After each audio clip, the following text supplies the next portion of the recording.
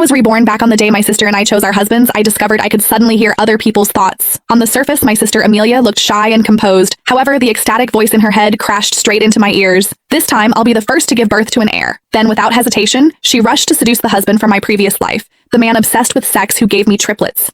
Meanwhile, the cold, untouchable man who never even glanced at her in our last life was left to me. She thought she had won. After all, choosing the man with the stronger desire should make getting pregnant easier, right? I watched her excited figure disappear into the distance and slowly smiled. Amelia, this time, you can fall into hell all by yourself. In the center of the hall, attendants carried over 2 bouquets of roses in different colors.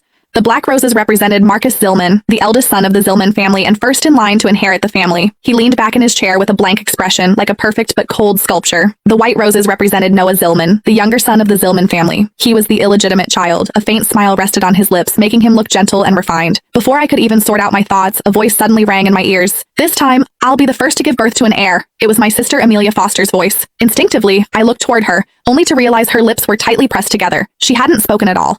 Her eyes were locked onto the bouquet of white roses like a hunter staring at prey. Just wait, I'll steal him away soon enough. Her voice sounded again. In an instant, I understood. I had been reborn, and somehow I could hear other people's thoughts. From the meaning behind Amelia's words just now, she had clearly been reborn too. Otherwise, she never would have said something like, be the first to give birth to an heir. Sure enough, the next second, she stood up and picked up the bouquet of white roses. Right in front of everyone, she shyly pressed a kiss to the roses. Then she walked straight over to Noah and handed them to him.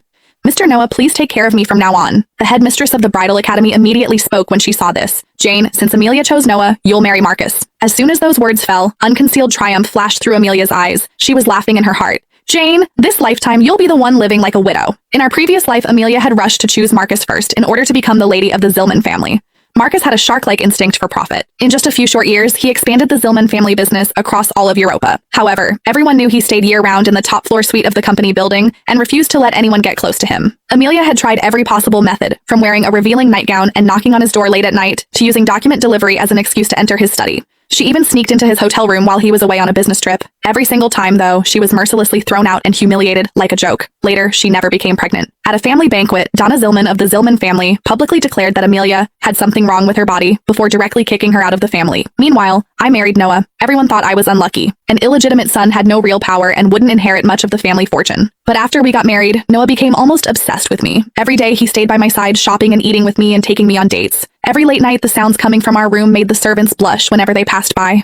Later, Marcus suddenly died. The autopsy report showed heavy metal poisoning as the cause of death, but nobody knew who did it. Noah inherited the entire Zillman family, and I went from being the wife of a family outcast to becoming the Donna of the Zillman family. Amelia became jealous to the point of madness. She invited me out shopping, only to drag me off the rooftop of a mall so we would die together. The moment the feeling of weightlessness swallowed me whole, I only heard her screaming, "Why do you get to live better than me?"